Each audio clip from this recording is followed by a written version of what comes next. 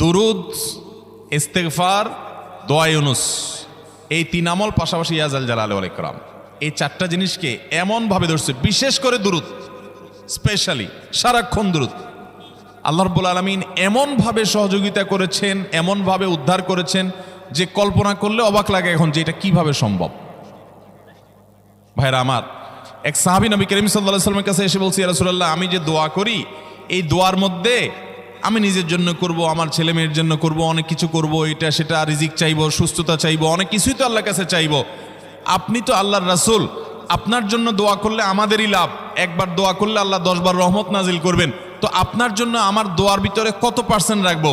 সাহাবী বারবার বিভিন্ন পার্সেন্টেজ বলছিলেন যে 3 ভাগের 1 ভাগ আপনার জন্য রাখি ইয়া রাসূলুল্লাহ, অর্ধেক রাখি, আরো বেশি করে রাখি। তিনি যত বলছেন নবী করিম সাল্লাল্লাহু আলাইহি ওয়াসাল্লাম আরো বাড়ানোর জন্য তাকে উৎসাহ দিচ্ছিলেন। এক পর্যায়ে যখন তিনি বললেন, ইয়া রাসূলুল্লাহ,